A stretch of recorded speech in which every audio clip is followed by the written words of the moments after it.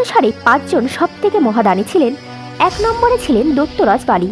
ভগবান বিষ্ণু বামন অবতারে বালির কাছে 3 পাত ভূমি দান হিসাবে চেয়েছিলেন। তখন দৈত্যরাজ বলি ভগবানের কাছে বচনবদ্ধ হন তিনি তার 3 পাত ভূমি দান হিসাবে দেবেন। তবে বামনদেব 1 পা দিয়ে স্বর্গ এবং 2 পদ দিয়ে মর্ত মেপে নেন। তখন বলি তার বচন পূরণ করার জন্য বামনদেবকে তার ত্রিপাত রাখার জন্য নিজের মস্তক দিয়েছিলেন। 2 নম্বরে ছিল মহারিষি দধিচি। দেবরাজ ইন্দ্রের যখন মৃতাসুর রাক্ষসকে বধ করার জন্য এক দিব্য অস্ত্রের আবশ্যকতা ছিল, তখন সেই অস্ত্রের জন্য মহারিষি দধিচি নিজের প্রাণ ত্যাগ করেছিলেন এবং তার হাড়ের সাহায্যেই ইন্দ্রের বস্ত্র অস্ত্রের নির্মাণ হয়। 3 নম্বরে ছিল একলব্য। যখন গুরু দ্রোণাচার্য অর্জুনকে সর্বশ্রেষ্ঠ ধনুর্বিদ্যা বানানোর জন্য একলব্যের আঙুল গুরুদক্ষিণা হিসেবে চান, তখন একলব্য কোনো সংযোগ না করেই তার আঙুল কেটে গুরু দ্রোণাচার্যকে দিয়ে দেন। নম্বর 2 ছিল সূর্যপুত্র কর্ণ।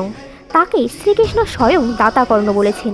ইন্দ্রপুত্র অর্জুনের প্রাণ রক্ষা করার জন্য ছদ্মবেশ ধারণ করে দেবরাজ ইন্দ্র কর্ণের কাছে থেকে সোনার দিব্য কবচকুণ্ডল দান হিসেবে চেয়েছিলেন। তখন কর্ণ বিনা সংযোগ করেই তার কবচকুণ্ডল খুলে দিয়েছিলেন এবং মাতা কুন্তীর 5 পুত্রর প্রাণ দান করেছিলেন।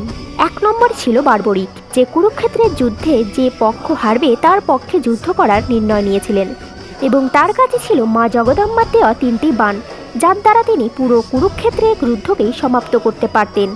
এই কারণে শ্রীকৃষ্ণ ব্রাহ্মণ বেশ ধারণ করেন এবং রণক্ষেত্রের বলি হিসাবে তার মস্তক দান হিসাবে চান। তখন বার্বরিক হাসতে হাসতে তার মস্তক শ্রীকৃষ্ণকে দান করেন। হরে কৃষ্ণ।